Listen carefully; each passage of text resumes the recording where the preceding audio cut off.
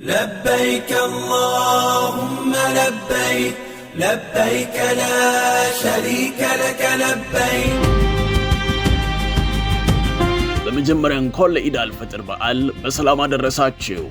በሳውዲ አረቢያ የሚገኘውና በዓለም የእስልምና እምነት ተከታዮች ዘንድ ልዩ ክብር የሚሰጠው የካዕባ ቅዱስ ስፍራ በአላህ ዘንድ የተወደደና የምድር እኩሌታ እንደሆነ ይታመናል። በዓለም ዙሪያ የሚገኙ ሙስሊሞች በሕይወት ዘመናቸው አንድ ጊዜ እንኳን ሊረግጡትና ሊዘይሩት የሚመኙት ይህ ስፍራ የአላህን አንድነትና የምዕመናኑን ኅብረት የሚያሳይ ታላቅ ምልክት ነው። ጥንታውያን የእስልምና ሊቃውንት ለመጀመሪያ ጊዜ የምድርን ካርታ ሲስሉ ደቡቡን ከላይ ሰሜንን ደግሞ ከታች አድርገው ነበር። በወቅቱ መሬትን በወረቀት ላይ ሲነድፉ ካዕባ የምድር መካከለኛ ነጥብ ላይ ያረፈች ስፍራ መሆኗንም አመልክተዋል። ይህ አራት ማዕዘን ቅርጽ ያለው ቅዱስ ስፍራ ወደ ላይ 50 ጫማ ከፍታና ወደ ጎን 35 ጫማ ስፋት አለው። ከግራናይት ድንጋይ የተገነባው ካዕባ በወርቃማ መጋረጃና ኪስዋ በሚባል ጥቁር የሐር ጨርቅ የተሸፈነ ነው። ካዕባን አቅፎ የያዘው መስጂድ አልሐረም በመባል የሚታወቀው ታላቁ መስጊድ በዓለማችን ግዙፍ ከሚባሉ የእምነት ተቋማት መካከል አንዱ ሲሆን በአንድ ጊዜ በሚሊዮኖች የሚቆጠሩ አማኞችን ማስተናገድ ይችላል። የገንዘብና የጤና አቅም ያላቸው የእስልምና እምነት ተከታዮች በሕይወት ዘመናቸው ቢያንስ አንድ ጊዜ ይህንን ቅዱስ ስፍራ ለመጎብኘት ያልማሉ። በአካል የተገኙ አማኞችም ከነቢዩ ኢብራሂም ባለቤት የሃይማኖት ታሪክ ጋር በተያያዘ ካዕባን 7 ጊዜ መዞር ሥርዓት ይፈጽማሉ። በካዕባ ምስራቃዊ ማዕዘን ላይ ሐጅረል አስወድ ወይም ጥቁር ድንጋይ የሚገኝ ሲሆን እንደ እስልምና አስተምሮ ይህ ድንጋይ ከአላህ በመላእክት አማካኝነት ለነቢዩ ኢብራሂም የተሰጠ ነው። ስለዚህ ስለ ካዕባ ተያያዥ ታሪኮች ዶክተር አቡበከር ሰፋ ያለ ማብራሪያ ይሰጡናል። አብራችሁን ቆዩ።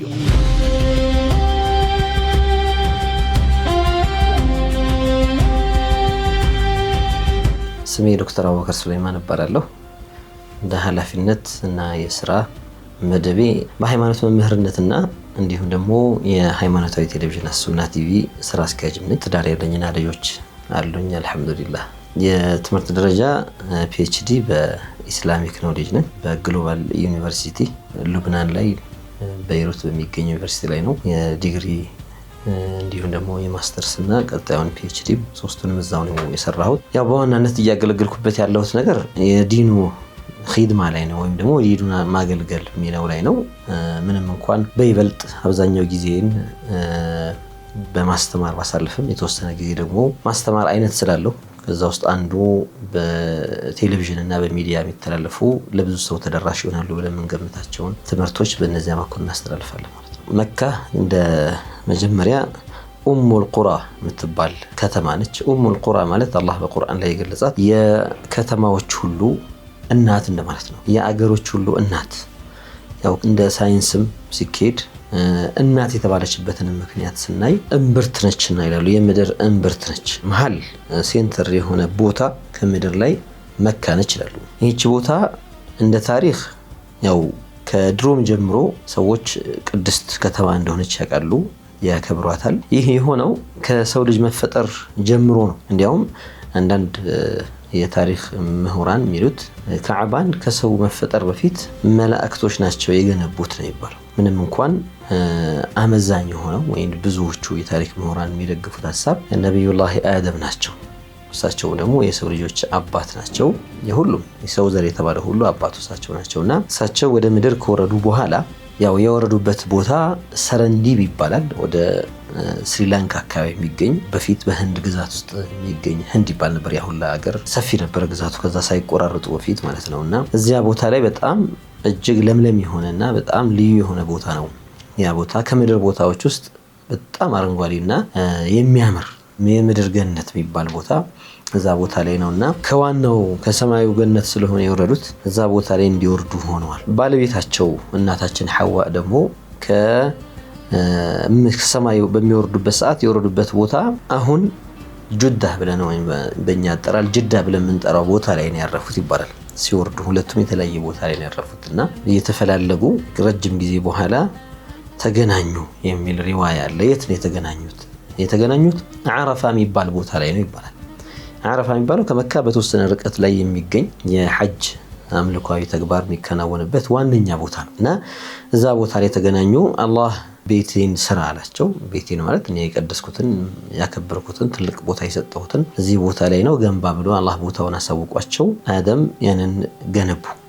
ያንን በገነቡ በ40 ዓመት ደግሞ በይተል መቅዲስን ገነቡ። በይተል መቅዲስ ኢየሩሳሌም የሚገኘው ፍልስጤም ውስጥ ያንን እንደገና ገንብተው በ40 ዓመት ልዩነት ማለት ነው። ከዚያ ያው በታሪክ እንደሚነግረን ከአደም ሞት በኋላ ሺት ልጃቸው ተተኩ። ከዚያም ኢድሪስ እንዲህ እያለ ኑህ መጡ። በኑህ ጊዜ የነበረው ሰዎች አብዛኞቹ ሰዎች አመፀኛ ሆነው ለአላህ እንታዘዝም በአላህ እናምንም ብለው የጣዖት አምልኮት ላይ ተደፍተው ያው ክስተቱ የነበረው ጅማሮ ደጋግ ሰዎች ነበሩ። በኢድሪስ ዘመን የነበሩ በነቢዩላህ ኢድሪስ ዘመን የነበሩ እነዚያ ሰዎች ከሞቱ በኋላ እስኪ ለማስታወሻነት ሐውልት እንስራላቸው በሚል ተጀመረና 5 ቅዱሳን የሚባሉ ሰዎች ነበሩ። ያንን ከሰሩላቸው በኋላ ከጊዜ በኋላ ትውልድ አልፎ ሌላ ትውልድ ሲተካ ሸይጣን መጥቶ መወስወስ ጀመረ። የሰው ልጅን ለማጥመም ስራዬ ብሎ የሚሰራ ነውና እነዚህ እኮ እንዲህ ናቸው የእናንተ አባት አያቶቻችሁ አማልክቶች አይደሉም እንዴት አታመልኳቸውም የሚል የተዛባ ነገር ሰጥቷቸው ወደ ሽርክ ውስጥ ወይም ወደ ማጋራት ውስጥ ገቡ። አላህን ማምለክ ትተው ኑህ መተው እናንተ ሰዎች እንዴት እነዚህን ጣዖታት ታመልካላችሁ የሚመለከው አላህ ነው ብለው ጥሪ በሚያደርጉበት ሰዓት ህዝቦቻቸው አመጹባቸው። መደብደብ ማሰቃየትም ብዙ ነገር አደረሱባቸው። ጥቂት ሰዎች ብቻ አመኑ፣ ወደ 80 የሚጠጉ ሰዎች። እነሱ ካመኑ በኋላ አላህ መርከብ ስራ ብሏቸው መርከብን ሰርተው ነቢዩላህ ኑህ አለይሂ ሰላም መርከቧ ላይ በጣም ትልቅ ግዙፍ መርከብ ነች። ሰዎች እየተሳለቁ ነበረ እነዛ ካህዲያን። በየብስ ላይ ደግሞ መርከብ ምን ሊያደርግ ነው እያሉ ሲሳለቁ ቆይታ ያላችሁ የሚመጣውን ነገር እያሉ ኑህ በትዕግስት ያንን ሰርተው ከጨረሱ በኋላ ከእንስሳት ጥንድ አድርገው ያመኑትን ሰዎች እዛ ላይ አሳፍረው በኑህ መርከብ የሚድነው ዳነ፣ ሌላው በውሃ መጥለቅለቅ ጠፋ። ያኔ ምድር ላይ የነበሩ ህንፃዎች፣ ምድር ላይ የነበሩ የተገነቡ ቤቶች ምኖች በመጥለቅለቁ ጠፍተው ነበር፣ ፈራርሰው ነበርና ከፈራረሱት ውስጥ ካዕባም ልክ እንደዚያው ከምድር ላይ ከተገነቡ ቤቶች ውስጥ አንዱ ነውና ፍረስ አጋጥሞት ነበር። ከዚያ ኑህ አልፈው ኢብራሂም አለይሂ ሰላም ሲመጡ ሰይዱና ኢብራሂምን አላሁ ተዓላ ያ ቦታ ቅዱስ ቦታ እንደሆነ አሳውቋቸዋል። ከሃጀር የወለዱትን ኢስማዒልን ነቢዩላህ ኢስማዒልን ልጃቸውን በጨቅላነት እድሜው ከእናቱ ጋር ከሃጀር ጋር ውሰድና እዛ ቦታ ላይ አስቀምጣላቸው አላህ። እሳቸው የነበሩት ፍልስጤም ላይ ነው። ከፍልስጤም ተነስተው እናትና ልጅን ይዘው አምጥተው እዚያ ቦታ ላይ ያስቀመጧቸው። እንዲያውም ሃጀር እዚህ በረሃ ላይ ለማን ነው ትተህ የምትሄደው? ምንም የሌለበት አዕዋፍ አይታይ፣ አዝርዕት አይታይ፣ ውሃ የሌለበት በጣም ጭው ያለ በረሃ ነውና ብላ ስትላቸው እሳቸው ከአላህ የመጣ ትእዛዝ ነውና ዝም ብለው ጉዟቸውን ቀጠሉ። ተከተለቻቸው። እዛ ጠየቀቻቸው፣ አላሁ አመረከ ቢዛሊክ አላህ ነው እንዲህ እንድታደርግ ያዘዘህ አለቻቸው። አዎ አሉ ነቢዩላህ ኢብራሂም አለይሂ ሰላም። ከዚያ እንግዲያውስ አላህ ይጠብቀናል አለች። እሱ ከሆነ ያዘዘህ እዚህ ቦታ እንድንመጣ እሱ ራሱ ይጠብቀናል አያጠፋንም አለች። እዚያ ቦታ ላይ ይዛው የነበረውን ስንቋን እየበላች ውሃዋን እየጠጣች ልጇን እያጠባች በቆየችበት ሁኔታ ላይ መቼም ውሃው ማለቁ አይቀርም፣ በረሃ ነው። ውሃውም አለቀ። ተጠማች። ልጇንም ምታጠባው አጣች። ጭንቅ ላይ ሆነችና እስኪ ውሃ ካለልኝ ብላ ተነሳችና ሶፋና መርዋ የሚባሉ ጉብታዎች አሉ አሁን ካዕባ ከተሰራበት ካለበት ፊት ለፊት ነው ያለውና ትንሽ ወጣ ብላ ሶፋ የሚባለው ጋራ ላይ ወጣችና አየች። ሰው ካየው ምናልባት አዋፋትም ውሃ ያለበት ቦታ ምልክት ይሰጣሉና ካልየው ብላ አየች። የለም። ወረደችና መሀል ላይ ሸለቆ አለች። እሷን ሮጣ ቀጣዩ ጉብታ ላይ ደግሞ መርዋ ይባላል እዛ ላይ ወጣች። አሁንም አየች፣ ምንም ነገር የለም። ተመልሳ መጣች። አሁንም የለም። 3ኛ 4ኛ 7 ጊዜ ተመላለሰች ያን ቦታ። በሰባተኛው መርዋ ላይ ሆና ድምጽ ትሰማለች። ምንድነው ብላ ራሷን እስኪ አለች። ማንም የለም። ሰው ሲጨንቀው እንደዛ ያደርጋልና ስታይ ወደ ካዕባው ልጇን ወደ ተወችበት አካባቢ ካዕባ የዛን ጊዜ አልተገነባም፣ ከፈረሰ በኋላ እንግዲህ አልተገነባምና ልጇ ጋር ስትመለከት ውሃ እየፈለቀ ታያለች። ሰይዱና ጅብሪል ናቸው አለይሂ ሰላም ወርደው በእግራቸው መተው ከዚያ ቦታ ላይ ዘምዘም የሚባለው ውሃ እንዲፈልቅ ሆነ። ሱብሃንአላህ። ስያሜው ራሱ እሷ መጣችና እዛ ጋር ውሃውን ስታገኝ በቃ በጣም ተደስታ መጣ። በአሸዋው እዛ ጋር ባለው መገደብ ጀመረች። ውሃው እየፈለቀ ነው እንዳይሄድባት። አንዳንድ ሰው ትንሽ ነገር ሲያይ በቃ ቢያልቅስ ደግሞ ይላል ይጨነቃልና እንደው ሳልሰበስበው እንዳልሄድ ብላ ዘምዘም አለችዋል። ዘምዘም ማለት በቃ ተሰብሰብ ወይ ደግሞ አትሄድ እንደማለት ነው፣ ተገደብ እንደማለት ነው። እና በዚያው ዘምዘም ተባለ ውሃው። ያ ውሃ በረከት ያለው ውሃ ሆነ። እዚህ አካባቢ በውሃ የሚቸገሩ በውሃ አለመኖር የሚቸገሩ ሰዎች ውሃ መኖሩን ያዩ ጊዜ መጥተው እዚህ ጋር መኖር እንፈልጋለን አሏት። በቃ እኛ እዚህ አካባቢ እንስፈራሉ። ቀቢላዎች ናቸው፣ ጎሳዎች ናቸው፣ ጁርሁም ይባላሉና ችግር የለም ሰፈሩ እዚህ አካባቢ፣ ነገር ግን ውሃው የኔ ነው አለቻቸው። በሷ መስዋዕትነት የመጣ ነው የተገኘ በረከት ነውና የኔ ነው ሰጣችኋለሁ፣ ችግር የለም ግን ባለቤትነቱ የኔ እንደሆነ አውቃችሁ ተቀመጡ አለቻቸው። ተስማሙ። እዛው አካባቢ ጎጆአቸውን ቀልሰው መኖር ጀመሩ። እንዲህ እያሉ ኢስማኤልም እያደጉ መጡ። ከተወሰነ ከፍ ካሉ በኋላ አላሁ ሱብሓነሁ ወተዓላ ኢብራሂምን ሂድና እዛ ልጅህን ያስቀመጥክበት ቦታ ካዕባን ስራ፣ ቤቴን ስራ አላቸው። ልጅህም አድጓል ያግዛል አላቸው። መጡ። ልጄ ሆይ አላሁ ተዓላ አዞኛል ካዕባን እንድሰራ እኔም አግዛለሁ አሉ። ኢስማኤል በጣም ጥሩ ልጅ ናቸው። ያው ነብይ ማለት ከልጅነቱ ጀምሮ በጥሩ አስተዳደግ የሚያድግ ነው፣ ጥብቅ ሆነው። ከዚያ እስማኤል እያገዙ ኢብራሂም መገንባት ጀመሩ። ያው የግንባታ ሂደቱ ረጅም ነው። ለዚያ የሚያስፈልጉትን ድንጋዮች ማምጣት፣ ማዘጋጀት። እዛ ላይ ያው እኛ አሁን የምናቦካው ነገር አለ። መቼም ድንጋይ ላይ በባዶ አይቀመጥም። ሲሚንቶም አሸዋም እንደሚባለው በእነሱ ጊዜ ደግሞ የሚጠቀሙትን ማቴሪያል ያንን አዘጋጅተው አብኩተው ድንጋዩን ሰብስበው ወደ ግንባታው ሂደት ተገባ። ግንባታው ሲጀመር እስማኤል ያቀብላሉ፣ ኢብራሂም ይገነባሉ። ከፍ እያለ ሲሄድ እስማኤል መድረስ አልቻሉም። እንደገና ወርደው ድንጋይ ሸክም ወር ላይ መውጣት ደግሞ አዳጋች ነው የሚሆነውና የምቆምበት ድንጋይ ያምጣልኝ ያሏቸው ጊዜ አላሁ ሱብሓነሁ ወተዓላ ጅብሪልን ላከ። ሱብሓነላህ ከጀነት አንድ ሉል ይዞላቸው መጣ። ያ መቃሙ ኢብራሂም ይባላል። አሁንም ከአዕባው አጠገብ ሆኖ እናገኘዋለን። ላዩ ላይ ቤት ነገር ተሰርቶለት አነስ ያለች ጅብሪል አመጡላቸውና አስቀመጡላቸው። የሚያጅበው ነገር ይሄ መቃሙ ኢብራሂም የኢብራሂም መቆሚያ ማለት ነው። እሱ ላይ ቆመው ድንጋይ ተቀብለው እየገነቡ ግንባታው ከፍ ሲል ይዟቸው ወር ላይ ይወጣል እንደ ሊፍት። ድንጋይ ሊቀበሉ ሲሉ ከእስማኤል ይወርዳል ወርታች፣ ይቀበላሉ። ልክ እንደ ሊፍት ይዟቸው ወር ላይ ይወጣል፣ ይገነባሉ። መውረድ ሲፈልጉ ዝቅ ይላል ራሱ።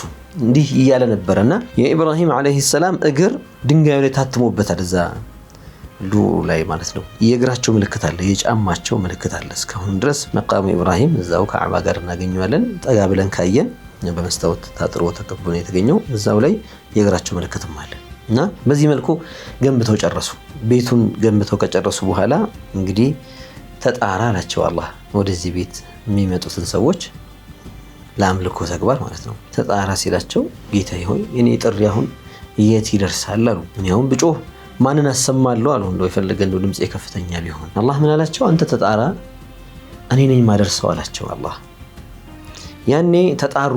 ኢብራሂም የተጣሩ ጊዜ በዚያን ጊዜ ለበይክ ያሉ መርሐባ አቤት ለበይክ ያሉ ሩሖች ወደ ካዕባ መምጣታቸው አይቀርም። ያኔ ለበይክ ያላሉ ሩሖች ምንም ያህል ገንዘብ ቢኖረው፣ ምንም ያህል ሀብት ቢኖረው፣ ቢሊየነር ቢሆን አይችልም።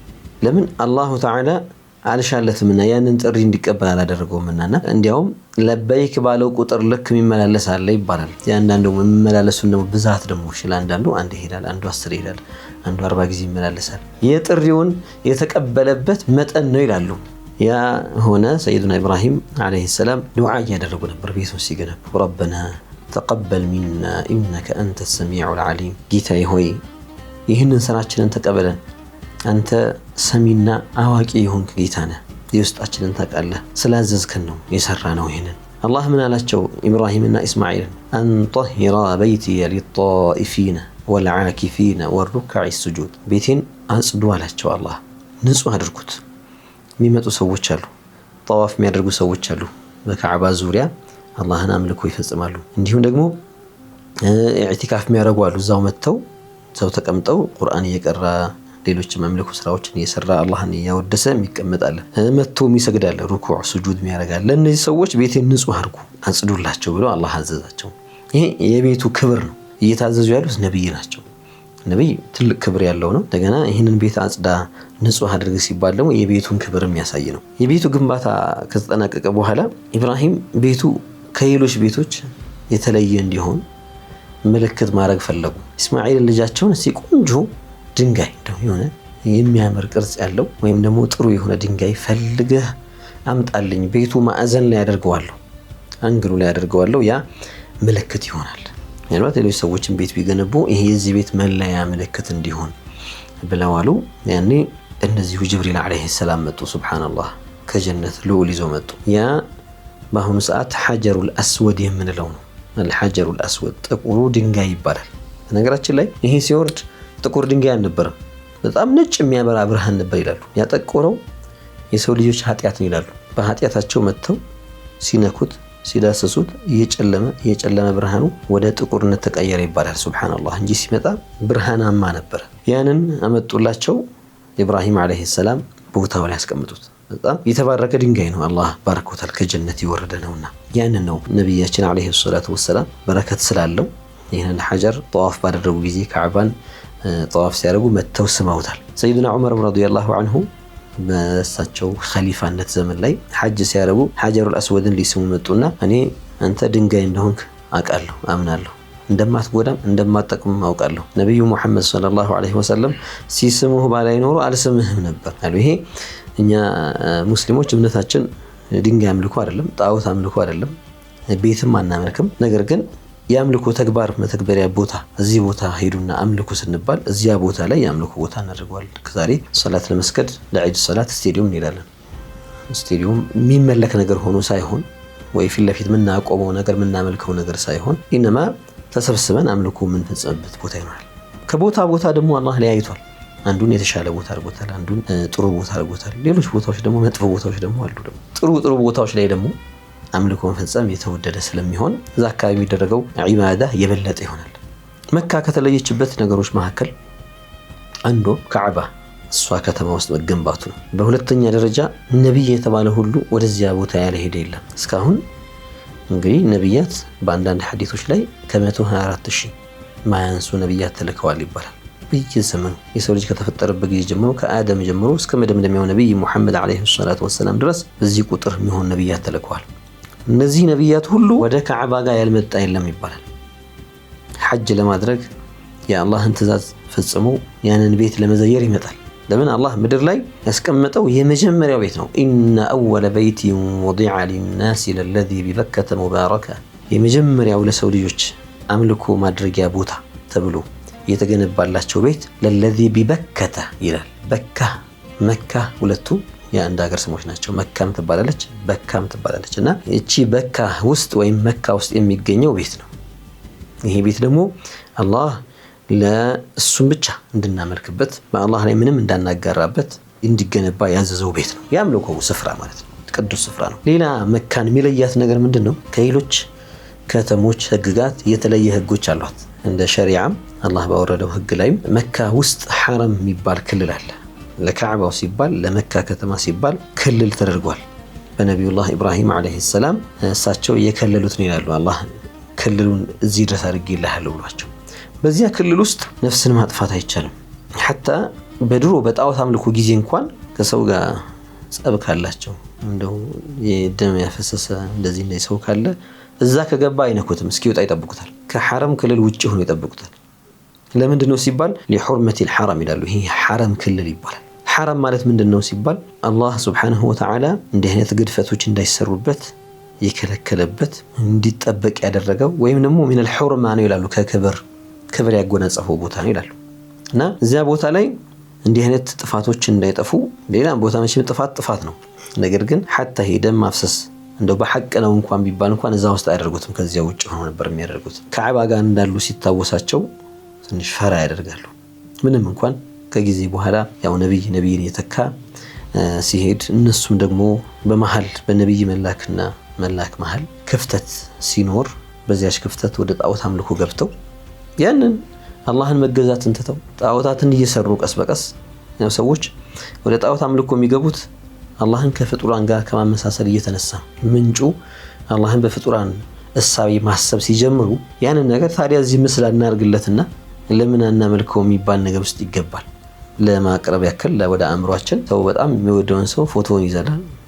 ያ ሰውየው ራሱ አለ እዛ ጋር።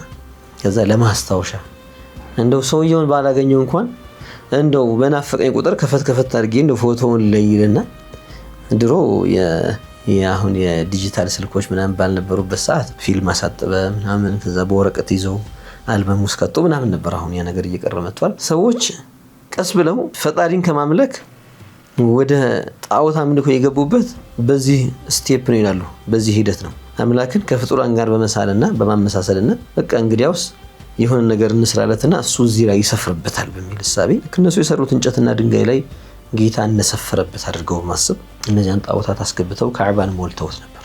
ወደ 360 ጣዖታት ካዕባ ውስጥ ነበሩ። ዋና ዋና የሚባሉ ጣዖታትን በእርሳስ በሊድ ከግድግዳው ጋር አያይዘው ብረት አድርገው አስረው እንዳይወርዱ እንዳይነቀሉ ማንም ሰው እንዳያነሳቸው አድርገው ነበር ያደርጉት። አላህ የመጨረሻውን ነብዩ ሙሐመድን ሰለላሁ ዐለይሂ ወሰለም ሲልክ እሳቸው መካ ውስጥ ተወልደው ያደጉት። የነብያችን መወለጃ ቦታ ነች መካ። እዚያው ከቤቱ ፈቀቅ ብሎ የሚገኝ ሱቁል ለይል የሚባል መንደር ላይ ነው ነብዩ የተወለዱት ዐለይሂ ሰላቱ ወሰላም። መርዋ ጉብታ ጀርባ በኩል ናቸው የእሳቸው መወለጃ ቦታ። እዚያው ሲያድጉ አላህ ነብያትን ይጠብቃቸዋል።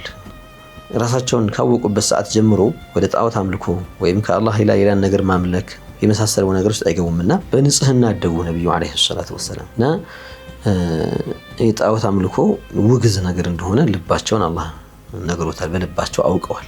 ምንም እንኳን የነብይነት ራእይ ወህይ ባይወርድም ያንን ተጸይፈው ርቀው ወጣትነታቸውም አፊፍ ሆኖ ጥብቅ ሆኖ ክቡር ሰው ሆነው ነብያችን ሰለላሁ ዐለይሂ ወሰለም አንድም ግድፈት የሚባል ነገር ሳይታይባቸው አንዲት ሰማራ ውሸት እንኳን ሳይሰማባቸው ረሱል ዐለይሂ ሰላቱ ወሰላም በዚህ መልኩ ወጣትነታቸው ላይ በ25 ዓመታቸው አግብተው ኸዲጃ ጋር ተጋብተው ትዳር መስርተው እየኖሩ አላህ ልባቸው ላይ የማምለክን ያኒ ፈጣሪ ለመታዘዝን ፍቅር ልባቸው ላይ ጣለባቸውና ለብቻ መገለልን መርጠው ከመካ እዛው ከከተማ ትንሽ ወጣ ብሎ የሚገኝ ጀበል ኑር የሚባል ቦታ ጋሩ ሒራ ይባላል፣ የሒራ ዋሻ የሚባል ቦታ ጋር ወጥተው ለብቻቸው ሆነው እዛ ቦታ ላይ ፍጥረታትን በማየት የፈጣሪን ታላቅነት በማላቅ ፍጡርን ስታይ የፈጣሪን ማንነት ትረዳለህ ማለት ታውቃለህ። ጌታችን ኃያል እንደሆነ ራስህን በማየት እንኳን ታውቀዋለህ። እና እንዴት አድርጎ ምን አይነት ስሪት ነው ይሄ ሰውነት የሚለውን ነገር እኛ ተሸክመነው ስለምንዞረው ብዙ አናስበውም እንጂ ወደ ራሳችን ተመልሰን እንዴት አይነት ሰውነት፣ ምን አይነት መገጣጠም ነው፣ ምን አይነት ቅንብር ነው፣ ምን አይነት መሰካካት ነው ውስጣችን ያለው ነገርና ያንንም ፍጥረታትን ሰማይ ምድሪቱን በማየት እያስተነተኑ የአላህን ታላቅነት አላህን እያላቁ ይኖሩ ነበር። የተወሰነ ጊዜ ይቆያሉ፣ ወደ ቤታቸው ይመለሳሉ። እንዲህ እያሉ በአንድ ሌሊት እዛው ቦታ ላይ በነበሩበት ሰዓት እድሜያቸው 40 ዓመት ነበር። የነብይነት ወህይ መጣላቸው። ነብይ ሆነው ጅብሪል መጥተው اقرأ አሏቸው ዐለይሂ ሰላም። ማ አነ ቢቃሪ አሉ ነብዩ ሙሐመድ ዐለይሂ ሰላቱ ወሰላም። እኔ እኮ የተጻፈ ማነብ አይደለሁም አሉ። አሁንም ጅብሪል اقرأ አሏቸው፣ አንብብ አሏቸው። አሁንም ማ አነ ቢቃሪ አሉ፣ እኔ የተጻፈን አላነብም። አላህ ለነብይነት ሲያዘጋጃቸው ለሙዕጂዛ ለተአምር ሲያዘጋጃቸው እንዳያነቡ እንዳይጽፉም አድርጓቸዋል። ሱብሃንአላህ ማ ካነ የቅረኡ መክቱበን ወላ የቅረእ ይላሉ ነቢዩ ሰለላሁ ዐለይሂ ወሰለም። ታማኝነታቸው አልአሚን ነበር ይባሉት። መካ ላይ ያሉ ሰዎች በጠቅላላ ታማኙ ነበር ይሏቸው። የሆነ ጊዜ ምን ተከሰተ? ያው የካዕባን ታሪክ ስንጠቅስ መነሳቱ አይቀርምና የካዕባ ከዚያ በኋላ እንደዚሁ በሆነ ዘመን ላይ መፍረስ አደጋ ገጥሞት ነበር ከጊዜ ሂደት በኋላና ቁረይሾች ገንብተውት ነበር። ቁረይሽ ማለት የነብዩ ሰለላሁ ዐለይሂ ወሰለም ጎሳዎች ማለት ነው። መካ ላይ ያው ከቁረይሽ ሌላም አሉ ጎሳዎች አሉ፣ ግን በዋናነት የመካን ማስተዳደር ኃላፊነት ያላቸው እነሱ ነበሩና እነሱ እንገንባው አሉ። ሊገነቡ የፈለጉ ጊዜ የካዕባን ትልቅነት ስለሚያውቁ አንድም በሐራም በኩል የመጣ ገንዘብ እንዳይቀላቀል አሉ። ሐላል ብቻ ነው የምንፈልገው አሉ። ሁሉም ያዋጣል፣ ግን አንድ ሰው ከሐራም እንዳያመጣ። ምክንያቱም በሐራም ገንዘብ ካዕባን አንሰራም። ንጹህ ገንዘብ ሲሰበስቡ አነሰባቸው። ከዚያ ያኔ ሰይድና ኢብራሂም ዐለይሂ ሰላም ሰርተውት ከነበረው መጠን ይታወቃል። ያ መጠን ከዚያ በተወሰነ መልኩ ተቀነሰና ሒጅሩ ኢስማዒል ምንለው የካዕባ ምስል ስናይ ግማሽ ሰርክል የሚመስል ግንብ አለች። እስከ ወገብ አካባቢ የሚደርስ ግንብ ነውና ያቺ ቦታ እዚያው ካዕባ ውስጥ የምትጠቃለል ነበረች በሰይድና ኢብራሂም ግንባታ እና ያንን የሚያክል መገንባት አልቻሉ። ግድ የለም ከሱ ቀንሰን አቅማችን የፈቀደውን እንገንባሉና በዚያ ገነቡ እና ከገነቡ በኋላ ያው ሐጀሩል አስወድን ማዕዘን ላይ የተቀመጠውን ድንጋይ ከቦታው አንስተውት ነበር። ዳዲስ ሲገነባ መልሰው ሊመልሱት ምን ተከሰተ? ሐጀሩን ወደ ቦታው መመለሱ ላይ ሲመጣ መቼም ቁረይሾችም እዛው ደግሞ በውስጣቸው ደግሞ ቀባኢል እንላቸው ደግሞ አሉ። እዛው የቁረይሽ ጎሳ ትልቅ ይሆንና ከዛ ውስጡ ደግሞ እንደገና ደግሞ ቤተሰቦች ደግሞ መላቸዋሉና እኛንን የምናስቀምጠው አሉ። እነዚያም አይ እኛንን አሉ። ሐጀሩል አስወድን አንስቶ ቦታው የመመለስ ክቡር ስራ ማለት ነውና ይሄንን ስራ እኛንም እንወስደዋል። እነዚያም እኛንም እንወስደዋል። በዚህ አይሆንም ያው ነገር አይ ሲባል ወደ ጸብ ይኬዳልና ካዱ ይቅተቲሉን ይላሉ። ለመገዳደሉላ በቃ ለመጣላቱላ ደረሱ። በዚያ ሁኔታ ላይ ያሉ ቆይ እስኪ ራሳችን እስኪ ትልቅ ሰዎችም አሉና እስኪ ተንረጋጋና በዚህ በር አሁን በዚህ በኩል ይመጣን መጀመሪያ ይመጣ ሰው ካለ ያ ሰው ፍረድልን ብለን ለሱ ፍርዱን እንስጠው፣ እንስማማ ተባብሩ። የሚመጣው ሰው አያውቁትም፣ ተስማማን ይሻሉ። ምክንያቱም ልክ ዕጣ እንደማውጣት ነው የሚሆነው ያ ነገር ማለት ነው። ለምን ማያውቁት ሰው ነው የሚመጣው። በዚህ ሁኔታ ያሉ ነብዩ መሐመድ አለይሂ ሰላቱ ወሰላም ብቅ አሉ። ነብዩ ሲመጡ هذا الامين አሉ። ይሄማ እንደውም ምንወደው ምናምነው ታማኙ ንጹህ ሰው ነው፣ የምናውቀው ሰው ነው፣ ይፍረድልናል። እንዲህ ሆኗልና ምን ትላለህ አሏቸው ነብዩ ሰለላሁ ዐለይሂ ወሰለም። ያኔ ገና የነብይነት ራእይ ሳይወርድላቸው ፊት ነው። ነብዩ አለይሂ ሰላቱ ወሰላም ምን አሉ? ሪዳ ትልቅ ጨርቅ አንጦሏቸው፣ ከዛ ዘርጉት አሏቸው። ዘረጉት። ከዚያ ሁሉም የጎሳ ኃላፊ ጫፍጫፉን ያዝ ጨርቁን አሉ። ረሱል አለይሂ ሰላቱ ወሰላም ሐጀሩን አነሱና ጨርቁን ያስቀምጡላቸው። ሁላችሁም ይዛችሁት ሂዱ አሏቸው። ሁሉም ጨርቁን ጫፍጫፉን ይዞ እዛ ጋር አደረሰው። ነብዩ ራሳቸው አነሱና ቦታው ላይ ያስቀመጡት። ረዲና አሉ ሰዎች ሁሉ በቃ ተስማማን ተቀበልናል። በዚህ መልኩ መሃል ላይ ሊከሰት የነበረውን ጸብ አበረዱ ረሱል አለይሂ ሰላቱ ወሰላም። እና ብዙ ሰዎች አደራ የሚያስቀምጡባቸው አማና የሚያስቀምጡባቸው ሰዎች ነበሩ። አልሙሂም ከዛ ወህዩ ወረደ በኋላ ነብይነታቸውን ተሰጥቷቸው ሰዎችን ከዚህ ጣዖት አምልኮ ውጡ ብለው ጥሪ ጀመሩ። አንድ አምላክን ብቻ አምልኩ፣ አላህ ይላክኝ ፈጣሪያችሁን ብቻ እንድትገዙ ነው። ድንጋይ፣ እንጨት፣ ብረት፣ ወርቅም ብርም ምንም አድርጋችሁ ብትገነቡት ራሳችሁ የጠረባችሁት ነገር እንዴት አምላክ ይሆናል? እንዴት አምላክ ሰውነት ይሆናል? እንዴት አምላክ ስጋ ይሆናል? እንዴት አምላክ ደም ይሆናል? እንዴት ድንጋይ ይሆናል? እንዴት እንጨት ይሆናል? ብዙ የሚያመልኳቸው የአምላክ መንፈስ ገባባቸው ብለው የሚያምኗቸው ሰዎች ነበሩ። በጣዖት ደረጃ በእንጨት በብረት በምናምን ብቻ ሳይሆን በሰው ደረጃም ሰዎችንም ሰፍሮበታል ብለው የሚያምኗቸው ሰዎች ነበሩና ይህንን ነብዩ አለይሂ ሰላቱ ወሰላም አላህ ባዘዛቸው መልኩ መጥራት ጀመሩ። ይህንን ተውና ወደዚህ ነው በአላህ ብቻ አመኑ ብለው ተአምራትንም ማሳየት ጀመሩ። ከተአምራቶቻቸው መካከል አንዱ ጨረቃ መሰንጠቅ ነበረ። ሱብሃንአላህ ሁሉም ሰው ባየው መልኩ ግን ተአምራቱን ያዩ ጊዜ ወደ ኋላ አሉ። አላህ በቁርአን ላይ ነገረን اقتربت الساعة وانشق القمر وإن يروا آية يعرضوا ويقولوا سحر مستمر قيامة تقرب ጨረቃም ተሰነጠቀ። በነብዩ ሰለላሁ ዐለይሂ ወሰለም መልከታ ነው። እስኪ አንተ ነብይ ከሆንክ ጨረቃዋን ሁለት ቦታ ሰንጥቃ አሳየን አሏቸው። ሙሉ ጨረቃ በነበረችበት ሰዓት ነበረች። በአላህ ፍቃድ ግማሽ እንድትሆን ትእዛዝ ሰጧት። ሁለት ቦታ ሆነች። አንዷ ከፋይ ወደ አንድ አቅጣጫ ወረደ። ሱብሃንአላህ አያችሁ አይደል አላቸው። ኦይ ሙሐመድ ድግምትህ ደግሞ ዛሬ ደግሞ ብሷል አሏቸው። ማመን ሲገባቸው ሲሕር ማይቋረጥ ሲሕር ዛሬም ቀጥሏል አሏቸውና አላህ የመራውን የሚያጠመው የለም። አላህ ደግሞ ካልፈቀደው ማንም አይቃናምና ነብዩ ተዋቸው አለይሂ ሰላቱ ወሰላም። እንዲህ ሆነው መካ ውስጥ 13 ዓመት ቆይተው ወደ መዲና ሂጅራ ካደረጉ በኋላ ከዚያ በሂጅራ በ8ኛው ዓመት ላይ ነብዩ ሲመለሱ አለይሂ ሰላቱ ወሰላም ያው ከዛ በፊትም ለዑምራ መጥተዋል። ነገር ግን ለፈትህ መካን ለማጽዳት ንጹህ ለማድረግና በዲን الاسلام ህግ ስር ለማስገባት የመጡ ጊዜ ወደ ካዕባ ውስጥ ገቡ። በሩ ተከፈተ። ሲገቡ ካዕባ ውስጥ ያሉ ጣዖታት የሞሉት ጣዖታትን ነብዩ በብትራቸው እንደዚህ ኢሻራ እየሰጧቸው በብረት ተበይዶ እንደማለት ነው በሊድ በምን ግድግዳው ላይ ተለጣጥፎ ላይ ነበረው وقل جاء الحق وزهق الباطل ان الباطل كان زهوقا እያሉ ነብዩ ሰለላሁ ዐለይሂ ወሰለም በለህበል ያ ሙሐመድ አላህ ያላቸውን እያሉ ነው። وقل جاء الحق እውነት መጣ وزهق الباطل ውሸት ውድቅ ነገር ተንኮታኮተ ان الباطل كان زهوقا ሁሉ ጊዜ ውሸት ሚንኮታኮትና የሚወድቅ ነው። ለጊዜው ያለ ይመስልም ትንሽ ጊዜ ቢቆይም መፍረሱ ግን አይቀርም። እንዲህ ምልከታ ሲሰጡ ረሱል አለይሂ ሰላቱ ወሰላም ጣዖታቱ በጠቅላላ ያ የታሰሩ ነገሩ ላይ የተላቀቀ ይደፉ ነበር ይላሉ። ሱብሃንአላህ ባፍጢማቸው ነብዩ ሳይገፏቸው ገና በእጅ ኢሻራ ብቻ በብትራቸው በአሳቸው ምልክት ሲሰጧቸው እነዛ ጣዖታት መደፋት መውደቅ ጀመሩ ይላሉ። ሱብሃንአላህ እና መካ በሙስሊሞች ቁጥጥር ስር ሆነች። አጸዱ ረሱል አለይሂ ሰላቱ ወሰላም ካዕባ ውስጥ ያለውን ይሄ ጣዖት አምልኮን ጽድት አደረጉ። አካባቢ ይደረግ የነበረውን አጓጉል ተግባራት ለጣዖት ማረድ የመሳሰሉት እነዚህን ሁሉ አስወገዱ። ከዚያ ምን ሆነ? አሁን ካዕባ ቁልፍ ለማን ነው የሚሰጠው? ቆለፋል በሩ። ረሱል አለይሂ ሰላቱ ወሰላም በኑ ሸይባ የሚባሉ ጎሳዎች አሉ ከቁረይሽ ውስጥ ሰደነቱል ካዕባ ይባላሉ። የካዕባ ቁልፍ ያዦች ማለት ነው። ጠሯቸውና ረሱል አለይሂ ሰላቱ ወሰላም እንኩኝ የካዕባ ቁልፍ አሏቸው። እናንተና በእናንተ ዘር ላይ ነው የሚቀጥለው ኻሊደተን ያኒ ሁሌ በማይቋረጥ እስከ አላህ እስከሻው ድረስ በእናንተ እጅ ላይ እንዲሆን ላ ينزعها عنكم الا الظالم አሉ። ከእናንተ እጅ የሚቀማውና እንደው እጃችሁን ጠምዞ ቁልፉ የሚወስድባችሁ በቃ እኔ ካሁን በኋላ ቁልፍ ነው ጋር የሚሆነው ሚል ዛሊም ነው አሉ ረሱል አለይሂ ሰላቱ ወሰላምና እስካሁን ድረስ የካዕባ ቁልፍ ከልጅ ልጅ እየተወራረሱ ሰደነቱል ካዕባ የሚባሉት በኒ ሸይባ ይባላሉ። በእነሱ እጅ ነው ያለው። እነሱም የቁረይሽ ጎሳ አባሎች ናቸው ማለት ነው። እና በዚህ መልኩ ቀጠለ።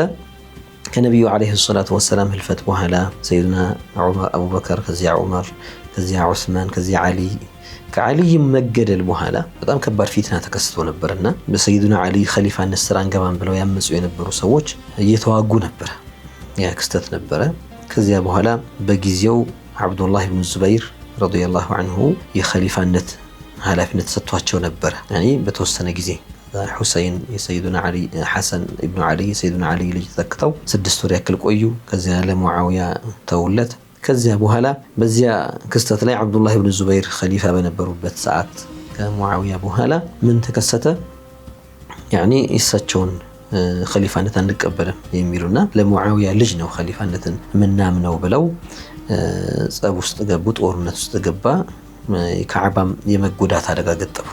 ካዕባ ውስጥ የነበሩ ሰዎችንም ከውጭ ሆነው በወስፈንጥር እያስፈነጠሩ መምታት ጀመሩ። ያ ነገር ተከሰተ። አልሙሂም በአብዱላህ ብኑ ዙበይር ጊዜም በ64ኛው ዓመተ ሂጅራ ላይ እንደገና ካዕባ በድጋሚ ተገነባች ማለት ነው። ያኒ ከዚያም በኋላ በ65 ሂጅራና በ74ኛው ሂጅራ ላይ እንደዚሁ ተገንብታ ነበረ። ያኔ አብዱላህ ብኑ ዙበይር ሲሰሩት ድሮ ኢብራሂም ዓለይሂ ሰላም ገንብተውት በነበረው በዚያ ስፋት ልክ ሰርተውት ነበር። ከዚያ በኋላ የመጡ ሰዎች በ10 ዓመቱ አካባቢ ላይ በነብዩ ዘመን ወደ ነበረበትን መልሰውና በዚያ ልክ ይሁን ብለው እንደገና ገነቡት። ከዚያ በኋላ ለመጨረሻ ጊዜ ግንባታው የታደሰው በዑስማንዮች ጊዜ ላይ ነው። በዑስማንያ ኺላፋ ጊዜ ተቅሪበን የዛሬ 400 ዓመት አካባቢ በ1000 አካባቢ ሂጅራ ላይ እንደገና ግንባታው ታደሰ። በሱ መልኩ ነው እየሄደ ያለውና ያው ካዕባ ታሪኳ ሰፊ ነው። አላህ ካዕባን ከለየበት ወይም መስጂዱል ሐራምን ከለየበት ነገር አንዱ ምንድነው? ወመን ደኸለሁ ካነ አሚና ይላል አላህ። ወደዚያ የገባ ሰው አማን ይሆናል ይላል። ምንም አይነት የደህንነት ስጋት አይኖርም በዛ ቦታ ሲሄድ። እስካሁንም ወደ ካዕባ የሚሄዱ ሰዎች የሚሰማቸው ያ ስሜት ነው። በፊትም እዛ አካባቢ የገባ ሰው ጠላት ሲያሳደው እንኳን ከነበረ ወደ መስጂዱል ሐራም ከገባ አይነካውም። አጥፍቶ እንኳን የሚመጣ ቆይ መውጣቱ አይቀርም ማለት ልንጠብቀው ነው የሚሉት እንጂ አይነኩትም። እና እዛ ውስጥ የገባ ሰው አማን ይሆናል ይላል። ሁለተኛ ሌሎች ቦታ ከሚሰሩት የአምልኮ ዒባዳዎች አምልኮች የተለየ ጠዋፍ የሚባል ነገር እዛ ቦታ ላይ የሚሰራው ሌላ ቦታ አይገኝም። ሶላትን በየቤታችን በየመስጂዳችን እናደርገዋለን በየሀገራችን።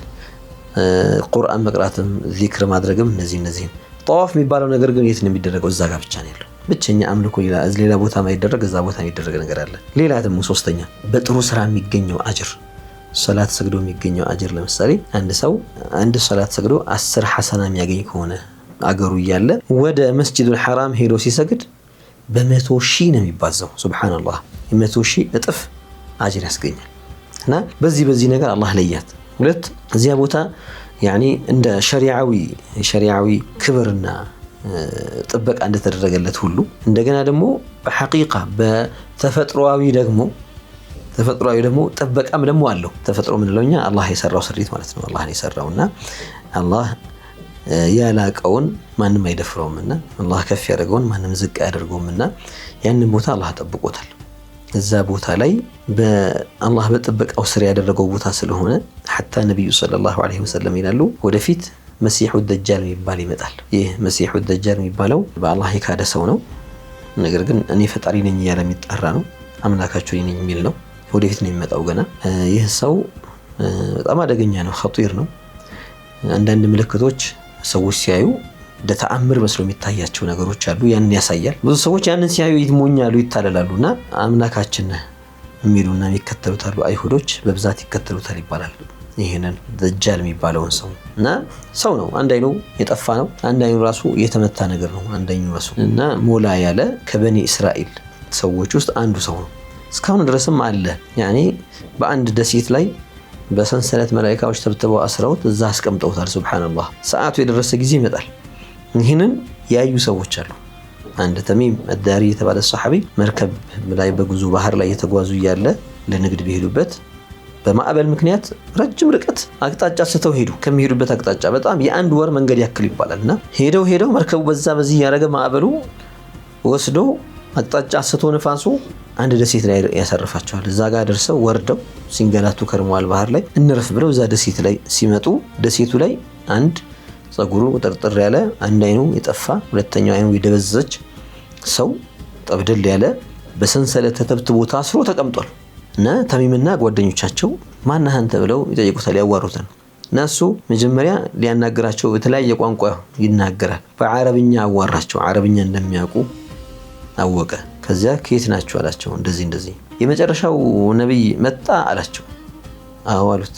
እንግዲያውስ መውጫ የተቃርቧል አለ። ከነብዩ በኋላ በቅርብ ርቀት ነው የሚመጣው እሱ ማለት ነውና ይሄ ሰው ሲመጣ ወደፊት ብዙ ነገር ያጠፋል። የተለያዩ ሀገሮች ላይ በ40 ቀን ምድርን ያደረሳታል ይባላል። በ40 ቀን እና እንደ ንፋስ ፍጥነት ነው የሚሄደው።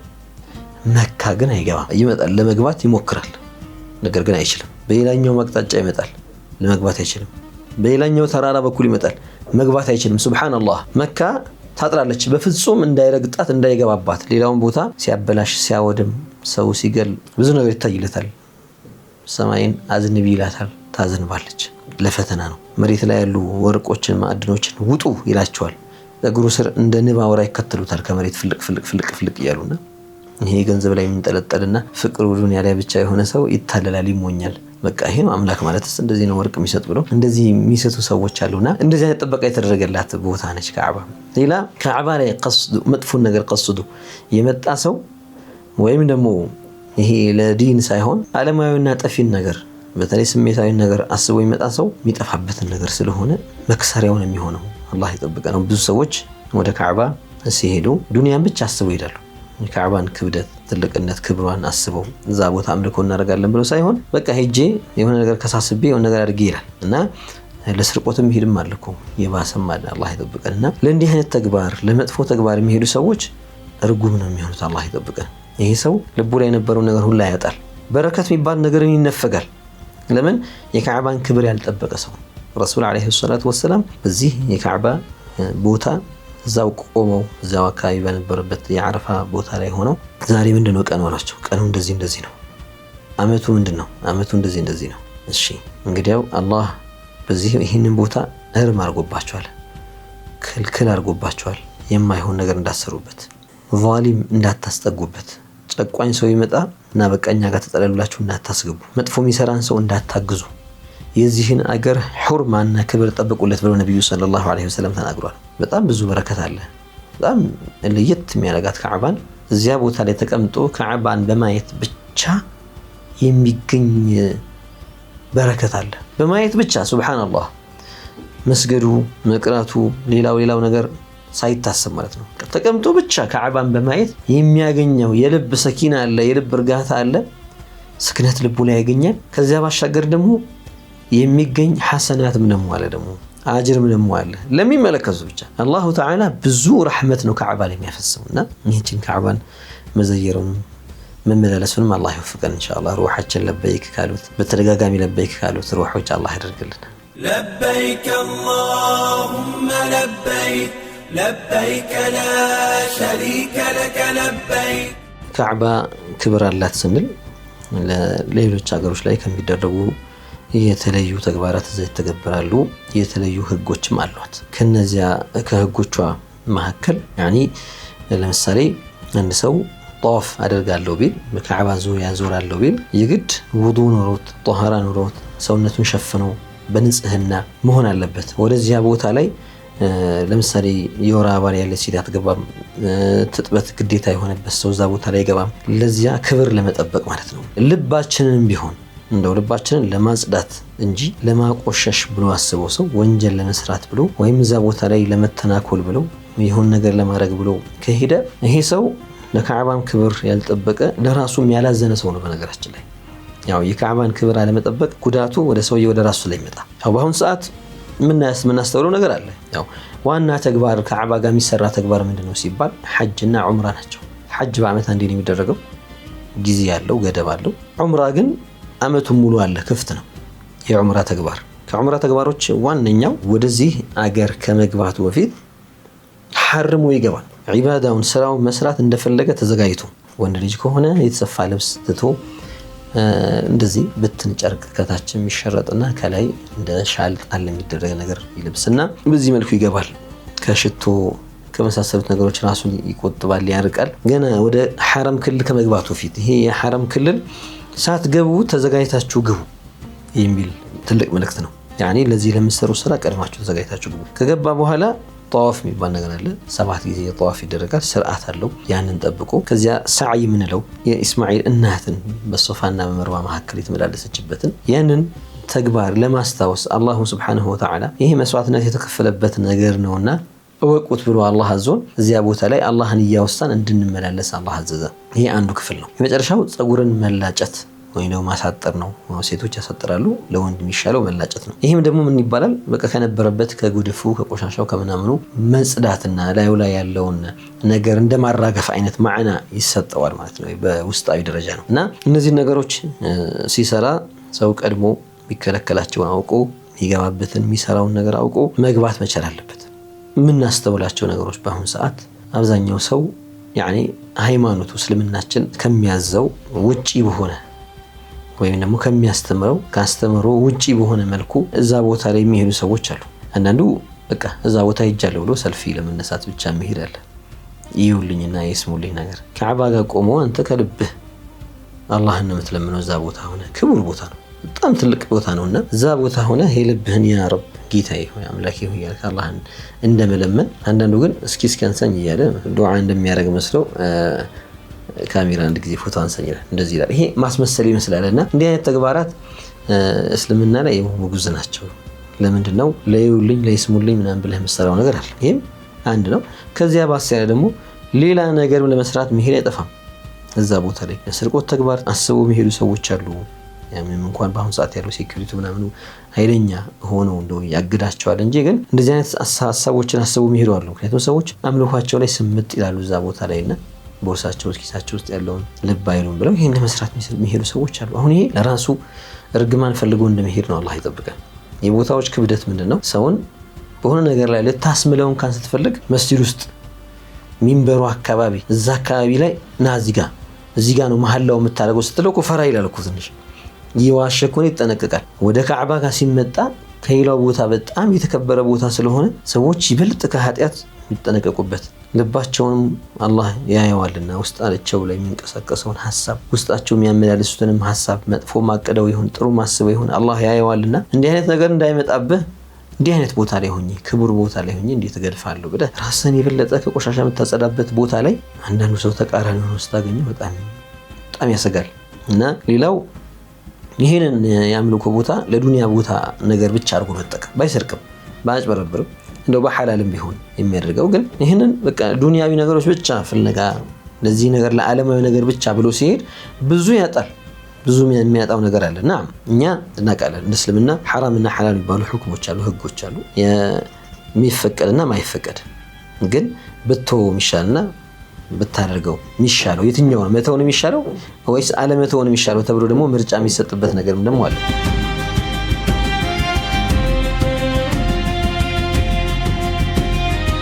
ሁለት ትልቅ ተግባራት ካዕባ ጋር ይሰራሉ። ካዕባና በዚያ ዙሪያ ያው ሐጅ ማለት ቀስዱል ካዕበቲ ለአዕማሊን ማዕሩፋ ለታወቁ ስራዎች ካዕባን ለመጎብኘት መሄድ ነው።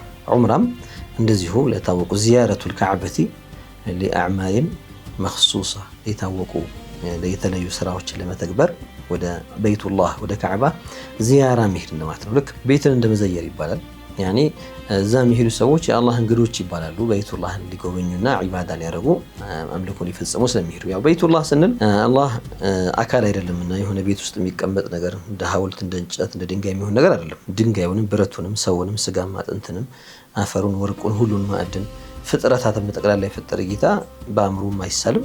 እንዲህ ነው ተብሎም አይገደብም። ቦታ የሚወስነው አይደለም። ቤት ውስጥ ይሁን ከላይ ይሁን ከታች ይሁን ተብሎም አይገደብም አላህ እና እነዚህ ተግባራት ይሰራሉ። ከነዚህ ተግባራት ከሐጅ ለምሳሌ ዋጂባቶች ውስጥ ስንመጣ ወይም ግዴታ ከሚባሉ ስራዎች መካከል አንዱ ጠጠር ውርወራ ነው።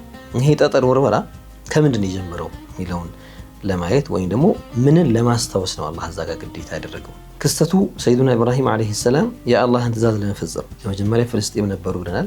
ከዚያ አካባቢ ከዚያ በፊት ኢራቅ ነበሩ፣ ባቢል የሚባል ቦታ ላይ ነበሩ። ከዚያ በኋላ እነሳቸውን ለማቃጠል የተሞከረ ሙከራ አለ። አላህ ጠበቃቸው እንጂ ክስተቱ እነዛ ሰዎች ጣዖት አምላኪያን ነበሩ።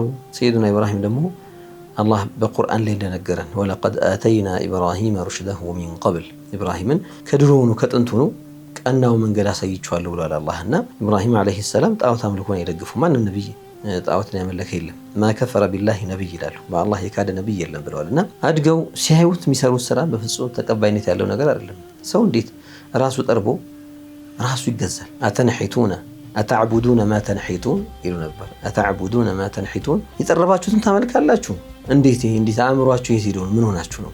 ከዚያ እስኪ ያናገሯቸው መልሱላችኋል። የለም ቆይ ያሳያችኋለሁ አሉና ኢብራሂም አለይሂ ሰላም አንድ ቀን ጠብቀው ለበዓል ብለው በወጡበት የዛ አካባቢ ጣዖት አምላኪዎች የሚገርመው አባታቸው ራሱ አዘር ራሱ ከጣዖት አምላኪዎች ከዋናዎች ውስጥ አንዱ ነበር። ከዚያ እንዴት ጣዖት ትገዛለህ አባቴ ምን ሆነህ ነው እያሉ ይነግሩታል። አይ እንዳትገባ በኔ ስራ ይላቸዋልና ሄደው አንድ ጊዜ አጋጣሚውን ጠበቁና ወደዚያ ማዕበድ ውስጥ ገቡ። ጣዖታቸውን ያስቀመጡበት ቦታ አምልኮ የሚፈጸሙበት ቦታ ገቡና በመጥረቢያ ጣዖታቱን ሰባብረው አድቅቀው ትልቁን ዋና በጣም የሚያከብሩት የነበረውን ትልቁ አምላክ ብለው የሚያስቡትን እሱ ላይ መጥረቢያውን ጫኑበትና ሄዱ። የመጡ ጊዜ ሲያዩ አማልክቶቻቸው እንግዲህ አማልክቶቻችን ተሰባብረዋል። ሲመጡ መን ፈዐለ ሃዛ ቢአሊሀቲና ያ ኢብራሂም አሉ። ማን ነው የቀረ እስኪ ያልሄደ ከኛ ጋር ኢብራሂም? አንድ ወጣት አለ እነዚህን በመጥፎ ያነሳቸዋል ሁል ጊዜ። እስኪ እንጠይቀው አንተ ኢብራሂም ማን ነው ይሄን ያደረገው? ደግሞ አምላኮቻችንን ማን ነው እንዲህ ያደረገብን ሲሏቸው እስኪ ጠይቋቸው የሚናገሩ ከሆነ አሏቸው። ወደ ራሳቸው ትንሽ መለሳሉና አሁን ብናናገራቸው የማይመልሱ ነገሮች ናቸው። እነዚህ ሰዎች እነዚህ ፍጡራን ለራሳቸው መከላከል ማይችሉ እንዴት አምላክ ይሆናሉ የሚለው ነገር አቃጨለባቸው። ግን የለመዱት ነገር አለና እንደገና እንዴት አደረግብናለህ ብለው እሳቸው እንደሆኑ ያወቁ ጊዜ እሳት አቀጣጥለው ወረወሯቸው። አላህ ጠበቃቸው። ቁልና ያ ናሩ ኩኒ በርዳን ወሰላምን ዐላ ኢብራሂም፣ አንቺ እሳት ለኢብራሂም ቀዝቃዛና ሰላማዊ ሁኝለት አላት አላህ። ሲወረወሩ ምንም ነገር አልሆኑም። ሱብሃንአላህ አላህ ጠብቋቸው በሰላም ወጡ። ከዚያ ወደ ፍልስጤም መጡ። ወደ አርዱል ሙቀደሳ ያቺ ቦታ ክብር ቦታ ነች፣ ሙባረክ የሆነች ቦታ ነች። ወደ ፍልስጤም ምድር መጡ። ከዚያ ቦታ ቆይተው በልጃቸው ምክንያት ወደ መካ ይመላለሱ ነበረ። ያው አላህ ልጅህን ለእርድ አቅርብ ብሎ አዘዛቸው። ልጃቸውን ለእርድ ሊያቀርቡ መቼም ይሄ ፈተና ነው፣ ከአላህ የሆነ ፈተና ነው። አላህ እንዲታረዱ ሽቶ አይደለም፣ ነገር ግን ታዛዥነትን ማሳያና በደንብ ማሳወቂያ ነው ለሰዎች። አላህ ሁሉን ያውቀዋል፣ ምንም አይደበቅበትም። እና እስማኤልን እንዲህ ነገር አይቻለውና አላህ አዞኛልና ምን ትላለህ? ያው ትእዛዙ ይመለከታል፣ አንተም እንግዲህ የሚፈጸምብህ ነው ሲሏቸው እስማኤል የፈለከውን አላህ ያዘዘውንማ ፈጽም አባቴ፣ እኔ ደግሞ አጋዥ ነኝ፣ የአላህ ትእዛዝ እንድትፈጽም አግዝሃለሁ አሏቸው። ኢብራሂም በጣም ደስ ብሏቸው ልጃቸውን አቅፎ ሳሙ። ኒዕመል ዐውኑ አንተ ያ ወለዲ ዐላ ጣዓቲላህ፣ የአላህን ትእዛዝ እንድፈጽም ጥሩ አጋዥ ነህ አንተ ልጄ ብለው ሳሟቸው። ይዘዋቸው እየሄዱ እያለ ከእናታቸው ነጥለው ምን ተከሰተ? ኢብሊስ አንድ ቦታ ላይ ብቅ አለላቸው ሊወሰውሳቸውና ሊያስቀራቸው እና ወጥቶ ለመረበሽ ለመወስወስ ለማደናቀፍ የሞከረ ጊዜ ረማሁ ቢሐሰያት ይላል፣ በጠጠር ወረወሩበት፣ መቱት። አሁንም ሄዱ ሌላ ቦታ፣ አሁንም ብቅ አለ፣ አሁንም እንደገና አሁንም ወረወሩበት፣ በጠጠር መቱት፣ ሸሸ። ሶስተኛ ቦታ ላይ አሁንም ብቅ አለ፣ አሁንም ወረወሩበት። እነዚህ ሶስት ቦታዎች ላይ የሚወረወሩ ጠጠሮች የሐጅ ጊዜ ያንን ኢብራሂም አለይሂ ሰላም ያደረጉትን ተግባር ረጅመን ሊሸይጣን ሸይጣንን መምቻና መውገሪያ ያንን ተግባር መድገሚያ ነው። እዛ ቦታ ላይ ያን ነገር የሚሰራ ማለት ነውና የጠጠር ውርወራው ቂሷ ወይም ደግሞ ክስተቱ ከዚህ ከሰይድና ኢብራሂም ህይወት ጋር የተያያዘ ነገር ነው ማለት ነው። ሐጅና ዑምራ መካከላቸው ላይ ያለው ልዩነት የዑምራ ተግባራቱ ቀለል ይላሉ። ስራዎቹ በተወሰኑ ሰዓታት ውስጥ ማለቅ የሚችሉ ናቸው። የዑምራ ስራዎች ኢህራም የሚባል ነገር አለ። ሐርሞ ማለት አስቦ ያንን ነገር ቀስዶ ተዘጋጅቶ መልበስ ያለበትን ልብስ ለብሶ ተዘጋጅቶ የሚሄድበት ሂደት ነው። ሁለተኛ ከዓባ ጋር ሲደርስ 7 ጊዜ በከዓባ ዙሪያ ጠዋፍ ማድረግ ነው። ሶስተኛ የሀጀርን ትውስታ አላህ እንድናስታውሰው ግዴታ ስላደረገብን በዚያ በሶፋና በመርዋ መካከል ያለው መመላለስ ማድረግ ነው። 7 ጊዜ ነው የሚደረገው። አራተኛው ጸጉርን መላጨትና ማሳጠር፣ እነዚህን ወይም ማሳጠር ሴቶች ከጫፍ ይቆርጣሉ፣ ወንዶች መላጨቱ ይሻላል። እነዚህ 4 ተግባራትን በቅደም ተከተላቸውን ፈጸም ነው። ዑምራ አሁን ባልነው መልኩ ከሆነ የሚገለጸው፣ ሐጅ ደግሞ ትንሽ የሚለየው ሐጅ ተግባራት ተጨማሪ ስራዎች አሉ። ከነዚያ መካከል ኢህራም ነይቶ ሐርሞ ለብሶ ተዘጋጅቶ መግባቱ እንዳለ ሆኖ በካዕባ ዙሪያ ጠዋፍ ማድረግ እንዳለ ሆኖ ሶፋና መርዋ እንዳለ ሆኖ ጸጉር መላጨት ማሳጠር እንዳለ ሆኖ አረፋ ላይ መገኘት የሚባል ነገር አለ። ዋና ማዕዘን ነው። የአረፋ ምድር ላይ አደምና ሐዋ የተገናኙበት ምድር ነው ይባላል። በጣም ትልቅ ቦታ ነው። ቀኑም ደግሞ ትልቅ ቀን ነው። በዙል ሒጃ ወር 9ኛ ቀን ላይ የሚደረግ ስርዓት ነው። ይሄ በጣም ትልቅና ከአመቱ ቀናት የላቀ ቀን ይባላል። የውመ አረፋ በዚያ ቀን ዱዓ የሚደረግበት አላህን የምንለምንበት የምንዋደቅበት የምናለቅስበት ለአላህ የውስጣችንን ጌታዬ እንዲያስ አርግልን እንዲያሳካልን ብለን ሁኔታችንን እንዲቀይርልን የተሻለን ሰዎች እንዲያረግልን የምንለምንበት ለአገር ለዓለም ዱዓ የሚደረግበት ወቅት ነው ቦታም ጭምር ነውና ከዚያ በኋላ ወደ ሙዝደሊፋ የሚባል ምድር አለ ወደዚያ ይመጣል ነብዩ ሰለላሁ ዐለይሂ ወሰለም ወደዚያ ሲመጡ ከዓረፋ መልስ እዛ አድረው ፈጅር ሰግደው ሱብህ ሰግደው ነው የሄዱት ትንሽ ኪሎ ሜትር ነች ከዓረፋ እስከ ሙዝደሊፋ ከሙዝደሊፋ በኋላ የሚኬደው ወደ ሚና ይባላል ሚና መሬት ላይ ጫፏ ላይ የሚገኘው ጀመራት ጠጠር መወርወያ ቦታ እዛ ቦታ ላይ የዒዱ ቀን 7 ጠጠር ይወረወራል በነጋታው ደግሞ ተከታታይ 2 እና 3 ቀናቶች ላይ ደግሞ 3 ቦታዎች ላይ 7 ጠጠሮች ይወረወራሉ እነዚህ ሐጅ ላይ ብቻ የሚኖሩ ዑምራ ላይ ግን የማይኖሩ ስራዎች ናቸው ተመልሰው ሚና ውስጥ ማደር እዚያው እያደሩ ጠጠር እየወረወሩ አምልኮ እየፈጸሙ የሚታደርበት ስርዓት አለ ስለዚህ ከሐጅ እና ከዑምራ ስራዎች የጋራ ምንላቸው ኢህራም ጠዋፍ ሰዓይ ሐልቅ ምንላቸው አሉ ሌሎች ደግሞ ሐጅ ላይ የሚጨመሩ ነገሮችም አሉ እነዚህ ሁለቶችን እንግዲህ አውቆ ሲሰራ ነው ሰው ሐጁም ትክክል የሚሆነው ከዛ በተጨማሪ ለሐጅ ዋናው ተቀባይነት እንዲኖረው የሚያደርግ ነገር ከሐላል ገንዘብ መሆኑ ነው ነብዩ ሰለላሁ ዐለይሂ ወሰለም ይህን ነገር አጥብቀዋል ሰው ከሐራም ገንዘብ ሰርቆ አጭበርብሮ የሰው ገንዘብ ወስዶ የመሳሰለው ሳይሆን ሐጅ የሚሄደው በንጹህ በላው ወይ ደግሞ ምናልባት ሰው ሊያደርግለት ይችላል ምን ችግር የለም ግን ሐላል እንደሆነ አምኖ ይሄ ገንዘብ ማጽጃ አይደለም የሆነ የቆሸሸ ገንዘብ አምጥቶ በቃ ሐጅ አድርገበትና ይጸዳል አይደለም የሚባለው በትክክል ከንጹህ ገንዘብ የገንዘብ ምንጭ ነው ሐጅ ቢደረገው በዚህ ከተገኘ ገንዘብ እንጂ حرام ገንዘብ አጭበርብሮ እናርጉ በዚህ ሐጅ አድርጋለሁ ቢል አያገኘውም በቆሻሻ መልኩ የተገኘን ገንዘብ እንዲህ ላለ ቅዱስ ተግባር ላይ ላውለው ሲል አይሆንም መጀመሪያ ገንዘብ ምንጭህን አጥራ ካዕባን ሲገነቡ እንኳን ሰዎች حرام ገንዘብ እንዳይገባባቸው ተጠንቅቀው ባለን በንጹህ ገንዘብ በመንችለው አቅም እንገንባ እስከማለት ይደረሱት እንዲህ አይነት ተግባር ሲተገበር ያገኘውን ቆሻሻ ነገር እየቀላቀልከ ሳይሆን ጽድት አድርገህ ነው የምትሄደውና ይሄ በተለይ ሐላል ገንዘብ የሚባለው ነገር አጽንኦት ይሰጣል ሰዎች 4-5 የሚሄድ መመላለሱ ምንም ሳይሆን አንድ ጊዜም ቢሆን በትክክል ተግባሩን ከሰራ ከንጹህ ገንዘብ ከሰራ ይሄ ትልቅ ቦታ የሚሰጠው ነገር ነው ተምሮም ደግሞ ብዙ ጊዜ ሰዎች ዝም ብሎ በገፍ የሚሄዱ በቃ እንሂድና ሰው የሚያደርገው እናደርጋለን የሚሉት ነገርም አለ ይሄ ደግሞ አይሆንም ማድረግ የፈለገ ሰው ቀድሞ ሁኔታውን መስፈርቶቹን አውቆ ሸርጥና ግዴታ ምንላቸው አሉ ምን አለብኝ ምን አለኝ ምን ይፈቀዳል ምን አይፈቀድ የሚሆን አውቆ አለዚያ ሰርቶ ማበላሸት ምን ይሆን ስለሚችል ማለት ነውና ለፍቶ ምን እንዳይሆን ሰው አውቆ ተምሮ ማድረጋል ለበይከ اللهم ለበይክ ለበይከ ላ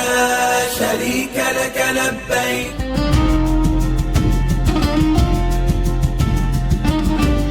መላው እስልምና ሃይማኖት ተከታዮች እንኳን ለዒዱል ፊጥር በዓል በሰላም አደረሳችሁ በዓለም ላይ ሀገር ውስጥም ሆነ ከሀገር ውጭ ሆናችሁ ዒድን እያከበራችሁ ያላችሁ ዒድን መታከብሩ ዒድ የበረካ የሰላም የአማን እንዲያደርግልን ዓለሙ ደግሞ የተለያዩ ቦታዎች ላይ ያለው ችግር ተቀርፎ በሰላም ተተክቶ በአማን የምንኖርባት ምድር አላህ እንዲያደርግልን እየለመንኩኝ የመጨረሻ መልእክቴ የሚሆነው በካዕባ እና በመካ ጉዳይ ላይ ሁሉም ሰው ሚናፍቀው ሀገር ነውና ጓጉተንና ናፍቀን መሄድ ስንዘጋጅ በጥሩ ዝግጅት በንጹህ ገንዘብ በትክክለኛ በሆነ አካሄድ ራሳችንን ክብራችንን ማውቀን ክብራችንን ጠብቀን የሰው ክብርንም ጠብቀን ሰውን ሳንንገላታም ሳንቸገር ሳናስቸግር የሃይማኖታዊ ተግባር ነውና ለንግድ ምን ሄድበት ቦታ አይደለም ለሌላ ስሜታዊ ጉዳይ ለንጋፋበት ምን ሄድበት ቦታ አይደለምና የቦታውን ክብር ጠብቀን በጥሩ መልኩ ሐጅ ንያ ያለው ሰው ዑምራ መሄድ ፍላጎት ያለው ሰው ዝግጅት ያለው ሰው በመልካም መልኩ እንዲያደርገው ትምህርቱን አስቀድሞ እንዲማር አፈጻጸሙን አደራረጉን ቀድሞ እንዲያውቅ ይሄ ትልቅ ጉዳይ ነው ከእውቀት ማዕድ መራቅ ያስፈልግም ለምን ሰራው ስራ ሁሉ እውቀትን መሰረታችን አድርገን እንድንሄድ መልእክቴ ነው ይህን ታላቅና ቅዱስ ቦታ ያዩ አማኞች ስለዚህ ቅዱስ ስፍራ ምን ይላሉ ስሜታቸውን ጠይቀናቸዋል እንዲህም አሉን ዑምራ መጀመሪያ ያረኩኝ ስሜቱ እንዴት እንደነበርና አሁን ለመግለጽም በጣም ሐቂቃ ወላሂ ከብዳል በጣም መጀመሪያ ከኢትዮጵያ ተነስተን የለምለም ደርሳችኋል ሲባል በሳዑዲ አየር መንገድ አርሙ አሁን እንደምታወቀው ኢህራም የሚደረገው ከአራት ቦታ ነው ከአቅጣጫ የኢራቆች ለብቻ አላቸው በዛም የኢትዮጵያ የለምለም የሚባል በየመን በኩል ነው እዛ ሲደርስና አሁን ዑምራ ውስጥ ገብታችኋል ሲባል የሚሰማ ስሜት በጣም ከፍተኛ ነው ደስታው ሌላ ደግሞ ሳዑዲ መካ ደርሰ ልክ ሐረምን ካዕባን ሳይ ማለት ነው እንባ ነው መቆጣጠር ያልቻልኩኝ ማለት ነው። በጣም እንግዲህ ኢንሻአላህ ይወፍቀን እናንተንም ድጋሚ ማውን ደግሞ ማመራት በተደጋጋሚ ይወፍቀን። የዛን ያለው ስሜት በጣም ደግሞ ማረሳው ነገር ትዝታ ያለኝ በተደጋጋሚ እዛ ዑምራም ማታ ተመላልሰን ኢሻም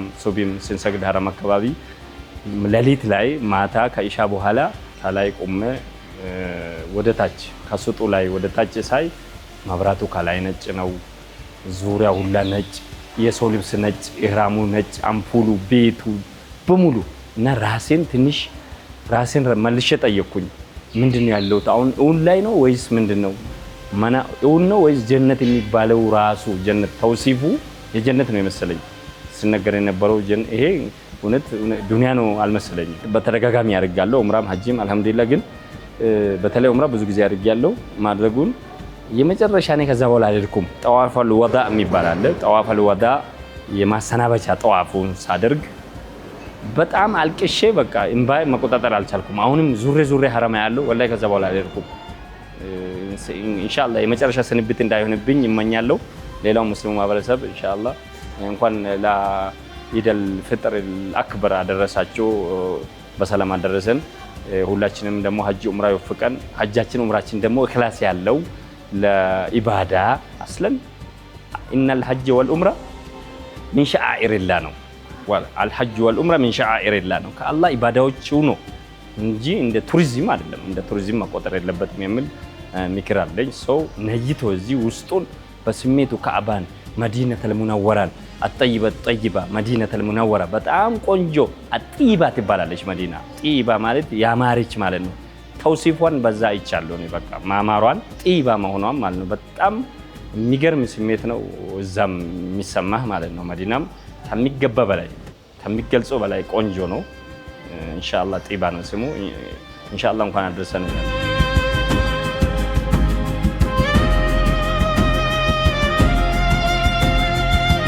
ሼህ መሐመድ ሸሪፍ ሐሰን የአዲስ አበባ እስልምና ጉዳይ ከፍተኛ ምክር ቤት ምክትል ፕሬዝዳንት ነኝ። ካዕባ እንግዲህ የዓለም ቂብላ ወይንም ወደሱ ተዞሮ የሚሰገድበት ነው። ካዕባ ብዙ ታሪኮች አሉት።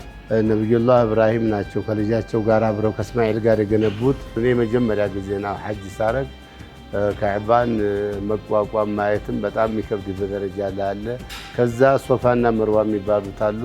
ሶፋና መርዋ ብሎ ማለት ነብዩላህ ኢብራሂም አሁንም ሀጀርን ውሰድና እዛ በረሃ ላይ ጣላት እዛ ድርሳት ብሎ በቡራቅ ነው መተው እዛ ባረፉ ጊዜና ከዛ በኋላ ኢብራሂም አንተዝ በረሃ ላይ ጥለህን ምከደው እንደው በራስ ስልጣን ነው ወይ አላህ አዞህ ነው ብላ ስታናገራቸው ሀጀር ኢነላህ ቀድ አመረኒ ረቢ አላህ አዞኝ ነው እንጂ እኔ ዝም ብዬ በራሴ ስልጣን አይደለሁም ዞረህም እንዳታይ ተብለሃል ብሎ ሲያናገረ ኢዘን ላ ይضيعنا ታላህ ተሆነማ ምንም ነገር አይጎዳንም ማለት እዛ መሐከል ላይ በይነ ሶፋ ወልመርዋ ስትሯሯጥ እንግዲህ ብዙ ነገሮች አሉ። የመጨረሻው ላይ ስትሮጥ እያለቀሰ ነው ልጁ እስማኤል በእግሩ ነው ይባላል። ጅብሪል መጥቶ እንደገና በክንፉ ብሎት ነው ይባላል። ማኡ ዘምዘም ወጣ።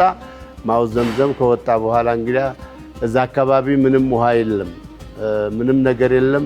አሞራውም ምኑም እዛ አካባቢ ያንጃበበ ሲመጣ ወደ ሶሪያ የሚሄድ ቅፍለት ነበር። እዛ ነገር ውሃ ሊኖር ይችላል ተብሎ ነጋዴዎች ሄደው ሲጠይቋት ይሄ እኔ ሐቅ ነው እናንተ ከፍላችሁ ነው የምትጠቀሙት ብላ ያንን ቃል ተጋቡ። እነሱ ሌላ ይሰጧታል እህልም ምንም ነገር እሷ ውሃ እየሰጠቻቸው ኢለልአን እስከ ዛሬ ድረስ ማኡ ዘምዘም ፈልቆ ለዓለም መጠቃቀሚያ ነገር የሆነ ነገር ነው እና ብዙ ታሪኮች አሉ። እንኳን አደረሳችሁ እንኳን አደረሰን። ዒድ ሙባረክ ኩሉ ዓም ወአንቱም ቢኸይር እንላለን።